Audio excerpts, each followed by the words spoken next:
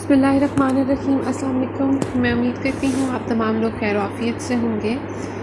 आज का जो हमारा टॉपिक है जिस पे हम बात करना चाह रहे हैं वो है हम अप्लाइड बिहेवियर एनालिसिस को कैसे यूज़ कर सकते हैं ड्रग एडिक्ट्स और अल्कोहल सब्सटेंस अब्यूज़ के पेशेंट के साथ।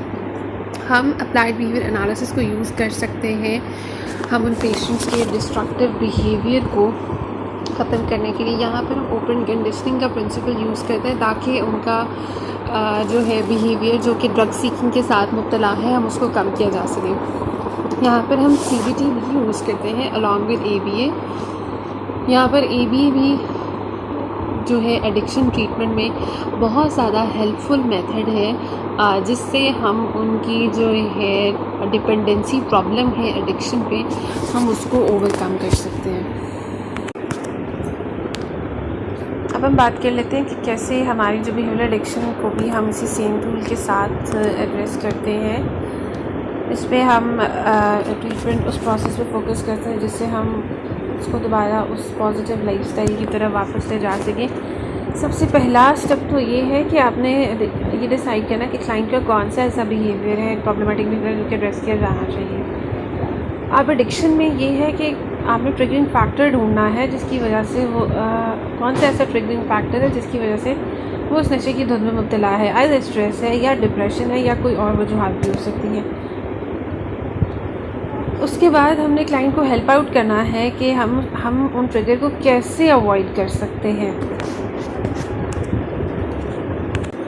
फिर उसके बाद हम जो है गोल सेट करते हैं ट्रीटमेंट का। फिर उसके बाद हम उसे डिफरेंट लर्निंग स्किल्स सिखाते हैं ताकि वो उस प्रॉब्लम को पॉजिटिव वे से डील कर सके। अब जैसे है ना ABA की भी डिफरेंट टाइप्स हैं। कुछ लाइक डिस्क्रीट ट्रायल ट्रेनिंग है, इंसिडेंटल ट्रेनिंग है, पैवटल रिस्पॉन्स ट्रेनिंग है, लेकिन जो सक्सेसफुल एडिक्शन के साथ यूज़ होती है वो है कंटिजेंसी मैनेजमेंट।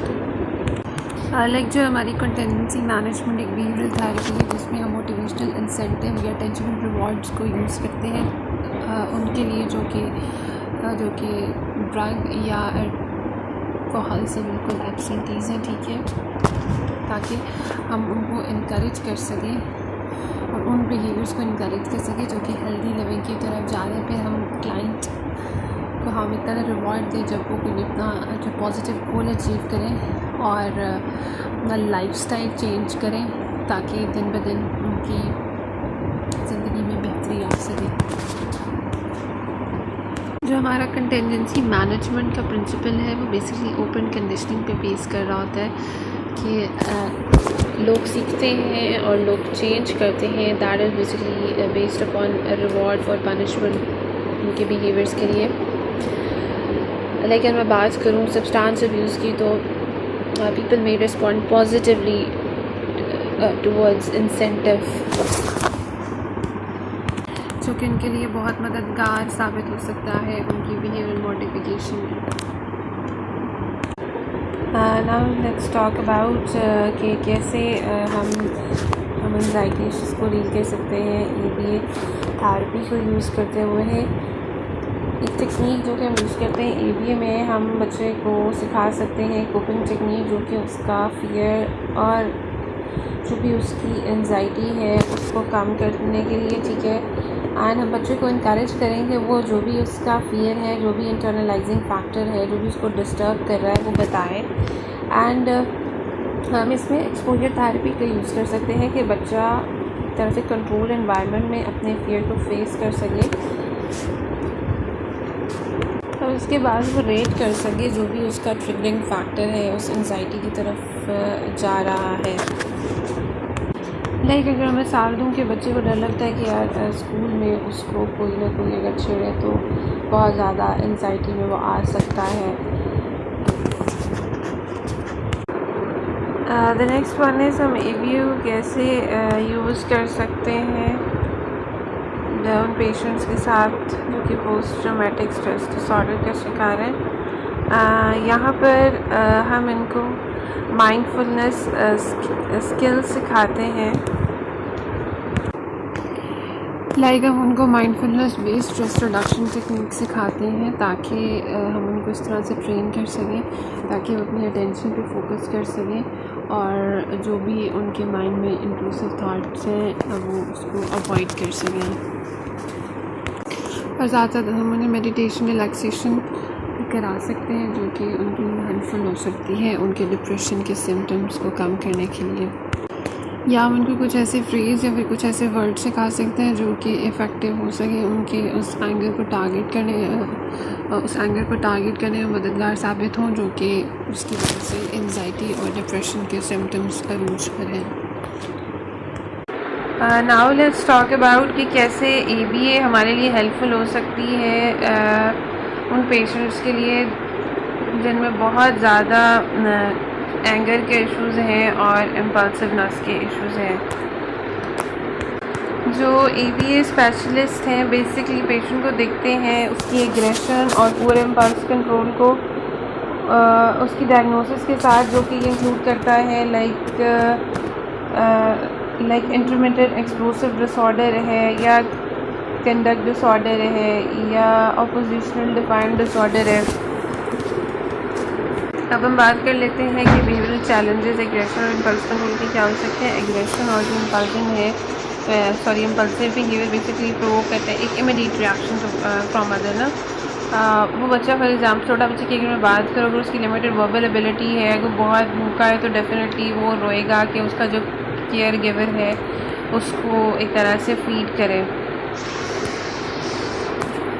यहाँ पर देखिए केयर गिवर डेफिनेटली रिस्पॉन्ड करेगा ना कि मतलब बच्चा एक तरह से डिस्ट्रेस में है डेफिनेटली वो वहाँ पर जो है रिस्पॉन्स करेगा। क्योंकि यहाँ पर हम बच्चे को पनिश करें इंस्टेड ऑफ के लाइक उसकी हम डिमांड जो उसकी नीड है वो पूरी करें तो यहाँ पर भी बिहेवियर प्रोड्यूस होगा इन अ क्विकर वे। हम इसको डील कैसे कर सकते हैं पॉजिटिव बिहेवियर सपोर्ट के साथ टोकन इकॉनमी के साथ एंड सपोर्ट रिस्पॉन्स ट्रेनिंग के साथ। नाउ लेट्स टॉक अबाउट कि हम ABA कहाँ प्रोवाइड कर सकते हैं। ABA can be provided at school at home और इन द कम्युनिटी जैसे depending on the need of a child and the services that are available in particular area. For school programs ABA strategies use करते हैं classroom में like हम बात करते हैं individual education plan की। जो इंडिविजुअल एजुकेशन प्लान है basically it's like an opportunity for teachers के लिए या पेरेंट्स के लिए कि वो एक तरह से काम कर सकें वो बेहतरीन प्लान तैयार कर सकें ताकि बच्चे के एक तरह से हम एजुकेशनल डोमेन में बेहतरी ला सकें वो बच्चा जो कि किसी भी डिसेबिलिटी का शिकार है। लाइक IEP में ये होना चाहिए कि बच्चे का बेसिक अभी एकेडमिक लेवल क्या है और बच्चे की उस लेवल पे आके बच्चे की परफॉर्मेंस क्या है। इसमें ये होता है कि वो जिस भी तरह से जो भी उसकी डिसेबिलिटी है वो किस तरह उसको इफ़ेक्ट कर रही है और इसमें फिर हम डिफरेंट एकेडमिक और फंक्शनल गोल डिसाइड करते हैं कि कैसे हमें चीज़ों को बेहतर तरीके से लेके चलना होता है। अब आप बनाते कैसे हैं। सबसे पहले तो बच्चे की बेसिक नीड क्या है तो आपको ये देखना पड़ेगा बच्चे की स्ट्रेंथ क्या है और बच्चा जो है किस किस चैलेंजेस से सफ़र कर रहा है, क्या उसका लर्निंग स्टाइल है, आइदर उसको देर से चीज़ समझ आती है या बच्चा जल्दी पिक कर लेता है। फिर आपने बच्चे के गोल सेट करने होते हैं। फिर उसके बाद आपने जो भी आपका प्लान है आपने उसको